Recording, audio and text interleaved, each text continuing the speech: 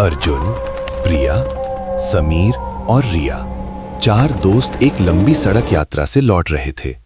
आधी रात का गहरा सन्नाटा चारों ओर पसरा था और थकान सब पर हावी थी। समीर ने अपने फोन पर एक शॉर्टकट देखा जो मुख्य राजमार्ग से हटकर घने जंगल के बीच से गुजरता था। ये हमें कम से कम 1 घंटा बचाएगा, उसने उत्साह से कहा। प्रिया को एक अजीब सी घबराहट महसूस हुई। उसने उस रास्ते के बारे में कुछ भयानक कहानियां सुनी थीं, खासकर रात के समय। क्या ये सुरक्षित होगा? मैंने सुना है कि ये रास्ता शुभ नहीं है, उसने अपनी चिंता जताई। पर थकान और जल्द घर पहुंचने की चाहत ने उसकी आवाज को दबा दिया। अर्जुन ने बिना किसी दूसरी सोच के गाड़ी उस सुनसान रास्ते की ओर मोड़ दी। गांव के लोग उस मार्ग को शापित रास्ता कहते थे। कई दशकों पहले एक प्रेमी जोड़े की कार का वहीं भीषण एक्सीडेंट हुआ था, जिसमें दोनों की दर्दनाक मौत हो गई थी। स्थानीय कहानियों के अनुसार उनकी बेचैन आत्माएं आज भी उस रास्ते पर भटकती हैं, खासकर पूर्णिमा की रातों में, राहगीरों से मदद मांगते हुए या उन्हें डराते हुए। दोस्तों ने इन कहानियों को महज अंधविश्वास समझा था, कभी सोचा नहीं था कि उन्हें इस रास्ते से गुजरना पड़ेगा। अब जब उनकी गाड़ी उस पर थी तो हवा में एक अजीब सी खामोशी छा गई थी, मानो पूरा जंगल अपनी सांस रोककर किसी अशुभ घटना का इंतजार कर रहा हो।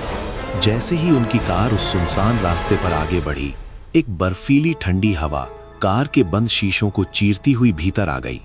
अर्जुन ने हीटर चलाने की कोशिश की, पर वो काम नहीं कर रहा था।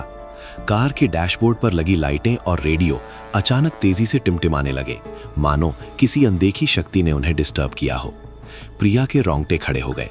उसने पीछे मुड़कर देखा, लेकिन गहरे अंधेरे में सिर्फ पेड़ों की काली परछाइयां ही नजर आईं। समीर ने अपने फोन में नेटवर्क चेक किया, पर वहां कोई सिग्नल नहीं था। रिया को लगा जैसे किसी ने उसके ठीक कान में फुसफुसाया हो, जबकि आसपास कोई नहीं था। ये सब उन्हें अंदर तक हिला रहा था। अचानक कार की हेडलाइट्स में एक धुंधली आकृति दिखाई दी। एक युवा महिला सड़क के ठीक बीच में खड़ी थी। उसका चेहरा उदास और बाल बिखरे हुए थे। अर्जुन ने घबराकर तेजी से स्टीयरिंग बाईं ओर मोड़ दिया और कार एक झटके के साथ सड़क के किनारे झाड़ियों से टकराकर रुक गई। वे सब दहशत से कांप रहे थे। क्या था वो? रिया ने कांपती आवाज में पूछा। अर्जुन ने पीछे मुड़कर देखा, लेकिन वहां कोई नहीं था। सड़क पूरी तरह से खाली थी, जैसे वो आकृति कभी थी ही नहीं। प्रिया को लगा जैसे किसी बर्फीले ठंडे हाथ ने उसके कंधे को छुआ हो, जबकि उसके बगल में समीर बैठा था। उनकी सांसें तेज हो गई थीं। अर्जुन ने कार स्टार्ट करने की कोशिश की, लेकिन इंजन सिर्फ घुर-घुर की आवाज कर रहा था, चालू नहीं हो रहा था। वे अब सचमुच उस भयानक जगह पर फंस गए थे। बाहर घना अंधेरा और भीतर उनका बढ़ता हुआ डर। उन्होंने अपने फोन की टॉर्च चलाई, लेकिन वे भी रह रहकर टिमटिमा रही थीं। अचानक दूर से एक दर्दनाक रोने की आवाज और फिर एक डरावनी हंसी सुनाई देने लगी, जो धीरे धीरे उनके पास आती जा रही थी।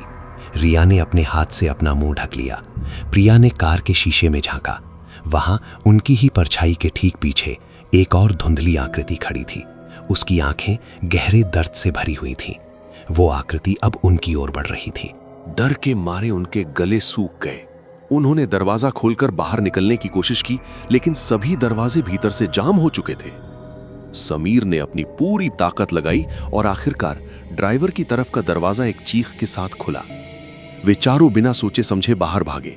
उन्हें नहीं पता था कि कहां जाना है। उन्होंने सड़क पर दौड़ना शुरू किया।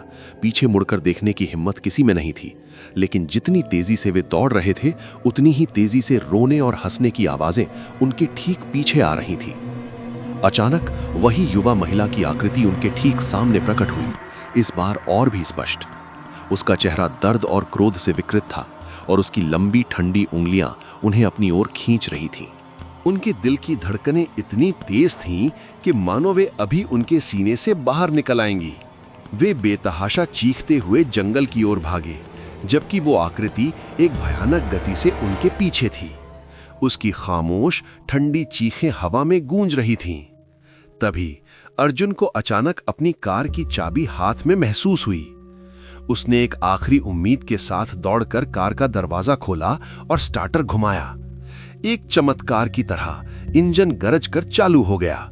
वे चारों बिना एक पल गंवाए अंदर कूदे और अर्जुन ने पूरी रफ्तार से गाड़ी आगे बढ़ा दी। उन्होंने तब तक पीछे मुड़कर नहीं देखा जब तक कि वे उस भयानक रास्ते से निकलकर मुख्य राजमार्ग पर नहीं पहुंच गए। उनका शरीर पसीने से भीगा था और सांसें उखड़ रही थीं। वे उस रात सुरक्षित अपने घर पहुंच गए, पर उस शापित रास्ते का भयानक अनुभव हमेशा के लिए उनके जहन में एक गहरे जख्म की तरह रह गया। उन्होंने उस भयावह रात के बारे में कभी किसी से खुलकर बात नहीं की, लेकिन हर बार जब वे एक दूसरे की आंखों में देखते तो उस रात का अनकहा डर साफ दिखाई देता था। उस दिन के बाद उन्होंने कभी भी कोई शॉर्टकट नहीं लिया, खासकर देर रात को। शापित रास्ता उनके लिए अब सिर्फ एक कहानी नहीं था, बल्कि एक रोंगटे खड़े कर देने वाली हकीकत बन गया था, जो उन्हें आज भी रात के अंधेरे में परेशान करती है।